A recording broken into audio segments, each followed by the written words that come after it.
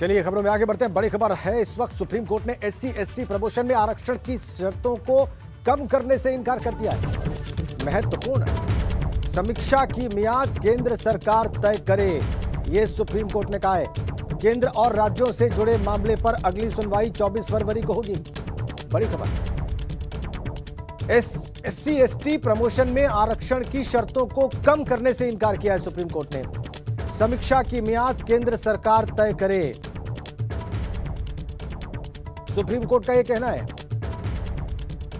Promotion में आरक्षण की शर्तों को कम करने से इनकार कर दिया है सुप्रीम कोर्ट ने, यह कहते हुए कि समीक्षा की मियाद, उसका टाइम ड्यूरेशन केंद्र सरकार तय करे। अगली सुनवाई 24 फरवरी को। अविनाश तिवारी हमारे साथ जुड़ गए हैं। अविनाश, इस खबर के बारे में विस्तार से बताएं। देखिए राजेंद्र, अगर बात करें तो SC/ST के लिए प्रमोशन में आरक्षण की मांग की गई थी और इसके लिए सुप्रीम कोर्ट में याचिका लगाई गई थी। सुप्रीम कोर्ट ने आज अपने आदेश में यह साफ तौर पे कहा है कि सुप्रीम कोर्ट बिना आंकड़े के नौकरियों में प्रमोशन में रिजर्वेशन नहीं दिया जा सकता है। सुप्रीम कोर्ट ने यह भी कहा है कि जिस तरीके से राज्य सरकारों को पहले ये आंकड़ा दिया जाना चाहिए और ये साबित करना चाहिए कि SC और ST का प्रतिनिधित्व कम है, तभी उनको प्रमोशन में आरक्षण दिया जा सकता है। सुप्रीम कोर्ट ने यह भी साफ तौर पर कहा कि अवधि की समीक्षा केंद्र सरकार द्वारा निर्धारित की जानी चाहिए, यानी कि जो अब तक का फैसला रहा है वही फैसला लागू होगा। हालांकि सुप्रीम कोर्ट ने यह भी कहा है कि विस्तृत तौर पर सुनवाई 24 फरवरी से करेगा और 24 फरवरी को केंद्र सरकार अपनी ओर से तमाम सारी दलीलें रख सकती है। कुछ राज्य सरकारों को भी अगर अपनी दलीलें रखनी हो तो वो भी रख सकती है, लेकिन फिलहाल कोई भी बदलाव करने के लिए सुप्रीम कोर्ट तैयार नहीं हुआ। प्रमोशन पे आरक्षण का जो पहले से मामला चल रहा था, जो स्थिति पहले थी वही स्थिति जस की तस रखी है। सुप्रीम कोर्ट ने ऐसा इसलिए रखा है क्योंकि अभी आंकड़े राज्य सरकार की ओर से और केंद्र सरकार की ओर से नहीं पेश किए गए, जिससे ये साबित हो कि SC/ST का जो प्रतिनिधित्व है वो काफी कम है, जिससे कि उनको प्रमोशन में आरक्षण दिया जा सके। ये साबित नहीं किया जा सका है, न केंद्र सरकार की ओर से न राज्य सरकार की ओर से। लिहाजा सुप्रीम कोर्ट ने कोई बदलाव नहीं किया और उसी तरीके की अपनी यथास्थिति बरकरार रखी है। हालांकि उसने ये जरूर कहा है कि 24 फरवरी से वो तमाम सारे मामलों पर सुनवाई करेगा। पहले तमाम सारे आंकड़े राज्य सरकार केंद्र सरकार लाए, जिसमें ये साबित करके दिखाए कि प्रतिनिधित्व SC और ST का काम है, तब सुप्रीम कोर्ट आगे इस पर विचार करेगा। धन्यवाद आपका अविनाश। और अब बात करते हैं शामली की। शामली में भाजपा विधायक तेजेंद्र निर्वाल ने एक सभा को संबोधित करते हुए एक ऐसा बयान दिया है जिस पर आगे बवाल भी हो सकता है।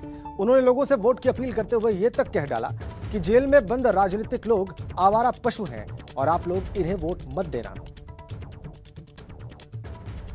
देखिए क्या कहते हैं। केवल एक इस विषय पर बोलते हैं तो उन्हें बताओ कि सरकार ने ये काम किए हैं और आप इन्हें केवल अंदर भिजवाने के लिए उन आवारा पशुओं के पक्ष में वोट न करो, उन अपराधियों के पक्ष में वोट न करो जो जेल के अंदर हैं। आपका वोट जाने अनजाने में अगर कोई खिलाफ वोट करेगा तो वोट जाएगा उन अपराधियों के पक्ष में जो दरिंदे हैं, बलात्कारी हैं, दुराचारी हैं, व्यभिचारी हैं, वो जेलों के अंदर बंद हैं। लेकिन आपके एक वोट की गलती से वो बाहर आ सकते हैं, तो ऐसी गलती बिल्कुल ना हो। तेजेंद्र निर्वाल ने क्या कहा आपने देखा। उन्होंने कहा कि ये जेल में बंद लोग आवारा पशु हैं और आपकी वोट की गलती से बाहर आ सकते हैं। जेल में बंद राजनीतिक लोगों को विधायक ने आवारा पशु बताया है और कहा है कि आपके वोट की गलती से ये लोग बाहर आ सकते हैं जेल से, ये व्यभिचारी हैं, और इसके अलावा भी और शब्दों का इस्तेमाल किया है। देखिए एक बार फिर से क्या कह रहे हैं। इस विषय पर बोलते हैं तो उन्हें बताओ कि सरकार ने ये काम किए हैं और आप इन्हें केवल अंदर भिजवाने के लिए उन आवारा पशुओं के पक्ष में वोट न करो, उन अपराधियों के पक्ष में वोट न करो जो जेल के अंदर हैं। आपका वोट जाने अनजाने में अगर कोई खिलाफ वोट करेगा तो वोट जाएगा उन अपराधियों के पक्ष में जो दरिंदे हैं, बलात्कारी हैं, दुराचारी हैं, व्यभिचारी हैं, वो जेलों के अंदर बंद हैं। लेकिन आपके एक वोट की गलती से वो बाहर आ सकते हैं, तो ऐसी गलती। पंकज इस वक्त हमारे सहयोगी फोन लाइन पर है। पंकज, ये किस रेफरेंस से बात कर रहे थे विधायक जी? राजेंद्र जी, बात करें तो ये सदर सीट से विधायक तेजेंद्र निर्वाल जी हैं बीजेपी से, और इनको लगातार जो है ये जनसभाएं कर रहे हैं। एक जनसभा में इनके बोल बिगड़ गए। शामली विधानसभा सीट से विधायक तेजेंद्र निर्वाल जी ने सीधा सपा प्रत्याशी जो नाई रसन है कैराना के, उन पर जमकर हल्ला बोला है और लगातार जो है उनको बलात्कारी और गुंडे बदमाश की तरह इनको वर्ड अपने जो टिप्पणी की है नाई रसन पर, ये जमकर टिप्पणी की है सभा के अंदर। बिल्कुल, वो हम देख सकते हैं। तो इसके बाद विधायक जी ने इस पर कोई खेद व्यक्त किया कि इस प्रकार के शब्दों का प्रयोग उन्होंने सार्वजनिक तौर पर किया या वो अडिग थे? जी, लगातार जो है राजनीतिक जो सरगर्मियां हैं वो लगातार बढ़ती जा रही हैं। बयानबाजी एक तरफ से हो रही है, दूसरी तरफ से बयानबाजी हो रही है, क्योंकि राजनीतिक जो पार्टियां हैं वो लाभ लेना चाहती है। तो कहीं ना कहीं जो बीजेपी के जो तेजेंद्र निर्वाल है, ये लगातार जो समाजवादी पार्टी के जो कैराना से सपा प्रत्याशी है नाहिद हसन, उन पर जमकर हल्ला बोले, उनको बलात्कारी बोला जा रहा है, उनको गुंडा बोला जा रहा है। तो ये कहीं ना कहीं ये साबित करता है कि जो बीजेपी है वो अपने को वोट बैंक बनाने के लिए इन शब्दों का इस्तेमाल कर रहे हैं। जी, धन्यवाद आपका पंकज प्रजापति।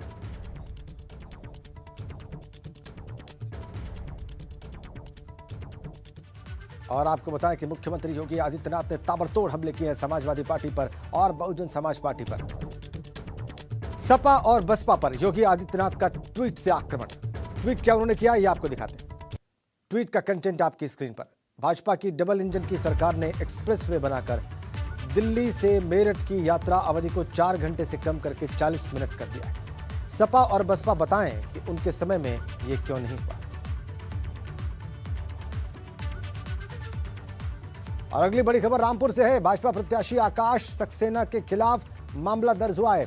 आचार संहिता उल्लंघन के आरोप में मामला दर्ज हुआ है आकाश सक्सेना के खिलाफ। रामपुर विधानसभा 37 से भाजपा प्रत्याशी हैं आकाश सक्सेना।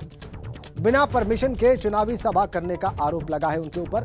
समर्थकों के साथ बिना परमिशन 16 गाड़ियां ले जाने का भी आरोप है आकाश सक्सेना के ऊपर। रामपुर विधानसभा 37 से भाजपा प्रत्याशी।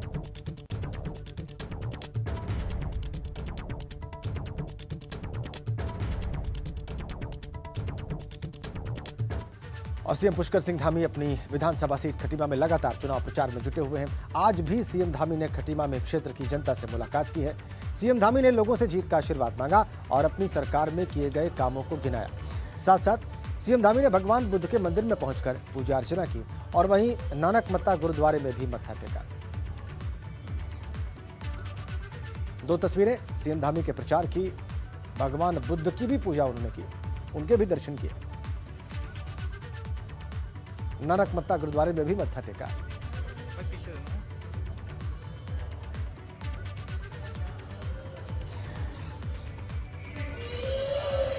तो मुख्यमंत्री धामी खटीमा में सक्रिय हैं और देखिए सिख धर्मस्थल भी पहुंचे वो नानक मत्ता गुरुद्वारा। भगवान बुद्ध की मूर्ति के सामने भी उन्होंने शीश नवाया।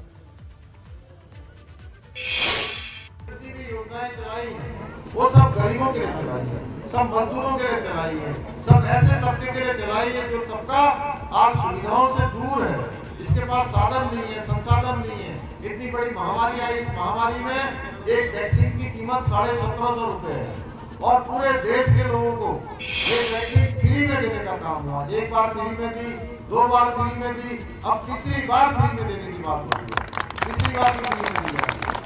राशन देने की बात है 2022 तक, मार्च तक राशन फ्री में दिया जाएगा। 5 यूनिट जो गरीबी रेखा के नीचे जीवन यापन करने वाले। इधर मेरठ में भाजपा के प्रदेश अध्यक्ष स्वतंत्र देव सिंह ने एक सभा को संबोधित करते हुए कहा कि आज उत्तर प्रदेश में कानून का राज है, किसी गुंडे की इतनी हैसियत नहीं कि वो बहन बेटी पर हमला कर सके। ये कहा भाजपा के प्रदेश अध्यक्ष स्वतंत्र देव सिंह ने एक सभा को संबोधित करते हुए। देखिए क्या कहते हैं। मुख्यमंत्री बनने के बाद किसी की हैसियत नहीं है कि वो काम से सोना छुड़ा ले और स्कूटी छुड़ा ले और वो गुंडा बच जाए और वो छूट जाए। मित्रों, ऐसी जरूरत नहीं है। योगी सरकार में आज कानून का राज है। मैं कह सकता हूं कि आज राज्य के अंदर कानून का राज है। और अगली बड़ी खबर प्रयागराज से है। कांग्रेस नेता प्रमोद तिवारी ने बड़ा बयान दिया है। यूपी में सभी 403 सीटों पर कांग्रेस उम्मीदवारों की सूची तैयार है। ये प्रमोद तिवारी का बयान है। पार्टी ने अपनी अंतिम सूची तैयार कर ली है। ज्यादातर सीटों पर उम्मीदवार घोषित हो चुके हैं। बची हुई सीटों पर कल तक उम्मीदवारों के नाम की सूची जारी कर दी जाएगी और जो सूची जारी हुई है या जो नाम आगे घोषित किए जाएंगे उसमें कोई बदलाव नहीं होगा। ये कहा है कांग्रेस के वरिष्ठ नेता प्रमोद तिवारी ने। और इसी बीच में बड़ी खबर प्रयागराज से। रेलवे भर्ती परीक्षा के विरोध में प्रदर्शन का मामला है। मुख्य आरोपी राजेश सचान को जिला कोर्ट से झटका लगा है। राजेश सचान की जमानत याचिका जिला कोर्ट से खारिज कर दी गई है। प्रदर्शन के दौरान हिंसा फैलाने का मुख्य आरोपी है राजेश सचान। राजेश सचान के पॉलिटिकल कनेक्शन जो है उसको भी पुलिस खंगाल रही है। बड़ी खबर, मुख्य आरोपी राजेश सचान को जिला कोर्ट से झटका लगा है। उसके पॉलिटिकल कनेक्शंस को भी पुलिस खंगाल रही है। जमानत याचिका जिला कोर्ट से खारिज। हिंसा फैलाने का मुख्य आरोपी है राजेश सचान। पुलिस ने गिरफ्तार किया है। उसने जमानत याचिका जो दायर की उसे जिला कोर्ट ने खारिज कर दिया है।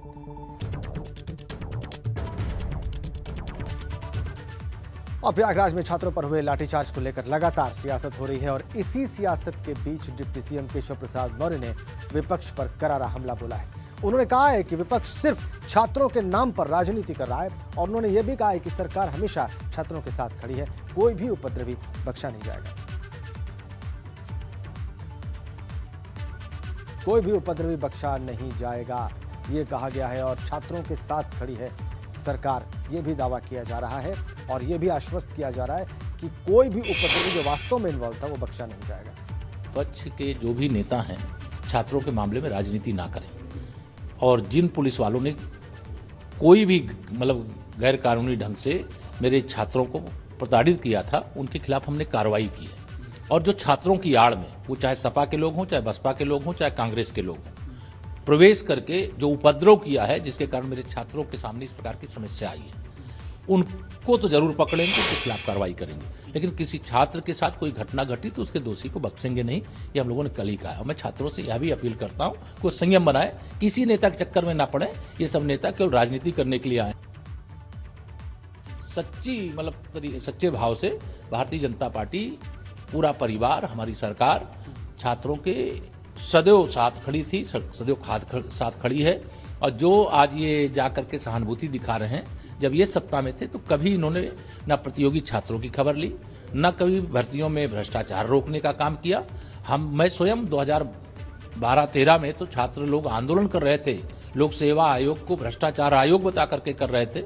मैं उन आंदोलनकारियों के साथ में खड़ा था, इसलिए खड़ा था कि जब गलत होता है तो उसके विरोध में अब पुलिस ने कोई कार्रवाई की, जो दोषी है उसके सब लगभग पर्दाफाश हो चुका है और उनके खिलाफ कार्रवाई भी हो रही है।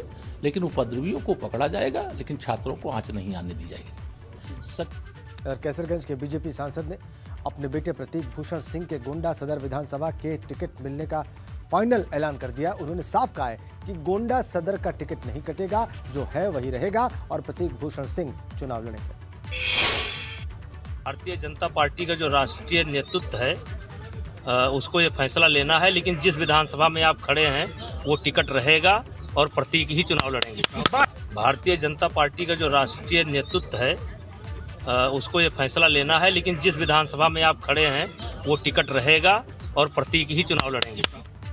इधर रायबरेली में जहरीली शराब से हो रही मौतों का मामला और उसमें आबकारी मंत्री राम नरेश अग्निहोत्री का बयान सामने आया है। जो भी दोषी होगा उस पर कार्रवाई करेंगे, ये राम नरेश अग्निहोत्री का बयान है। मामले की तफ्तीश की जा रही है, ये भी उनका कहना है। और पिछली सरकारों में हाल बिगड़ा हुआ था, ये भी साथ में वो जोड़ रहे हैं। बड़ी खबर, रायबरेली में जहरीली शराब से मौतों के मामले में राम नरेश अग्निहोत्री ने बयान दिया है। उन्होंने कहा कि पिछली सरकारों में माहौल और ज्यादा खराब था।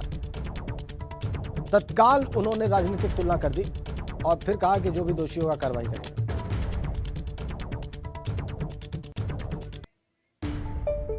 बहुत कुछ कंट्रोल हुई है, लेकिन पिछली सरकारों का जो बिगड़ा हुआ हाल था उस पर लगाम लगाया गया है और बहुत रोक लगी है। उसका परिणाम भी ये निकला है कि जो 2017 में जो राजस्व था 14,270 करोड़ रुपया, आज हम पहुंच गए हैं लगभग 30,000 करोड़ के आसपास, दोगुने के आसपास।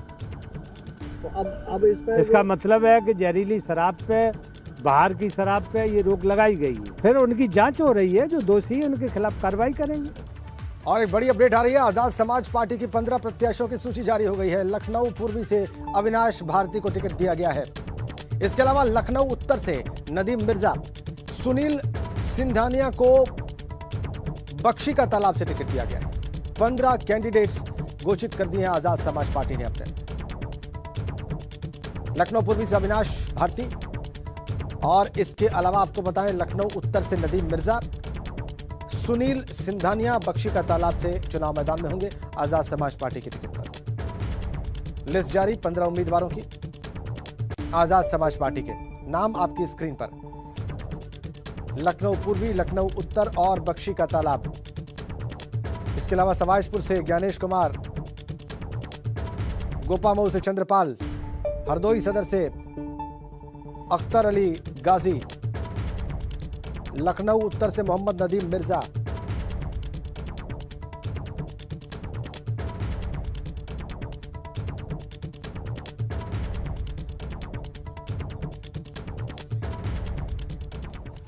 सीधे आपको भारतीय जनता पार्टी की प्रेस कॉन्फ्रेंस में लखनऊ ले चलते हैं। श्री योगी आदित्यनाथ जी ने उत्तर प्रदेश को उत्तम प्रदेश बनाया और ये सभी उत्तर प्रदेश वासियों के लिए भी गर्व की बात है कि पंचर साइकिल से, बिना इंजन की साइकिल से आज डबल इंजन की सरकार है। पहले पश्चिमी उत्तर प्रदेश में चुनाव है और एक तरफ जहां पे भारतीय जनता पार्टी की सूची में समाज सेवियों को, समाज के प्रतिष्ठित डॉक्टर वर्ग से, जिन्होंने किसानों के लिए कार्य किया है, उन लोगों को, अधिवक्ता समुदाय को, शिक्षकों को टिकट दिया जा रहा है। वहीं दूसरी तरफ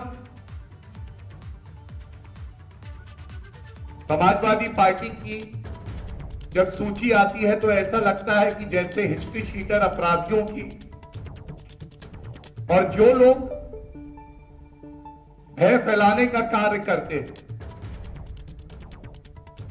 हमारी बहनों और माताओं को प्रताड़ित करने का कार्य करते हैं, जो दंगे कराते हैं, उनको संरक्षण देने का काम कोई कर रहा है तो समाजवादी पार्टी कर रही है।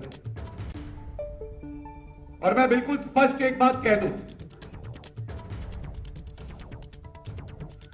ये चुनाव है किसानों की अस्मिता का। हम गन्ना की बात करेंगे, वो जिन्ना की बात करेंगे। और मैं इसीलिए तमाम चैनल पे चर्चा होती है,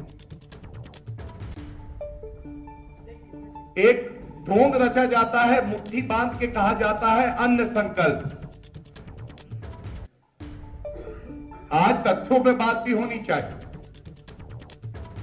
और लोकतंत्र का चौथा स्तंभ कोई है तो आप लोग हैं।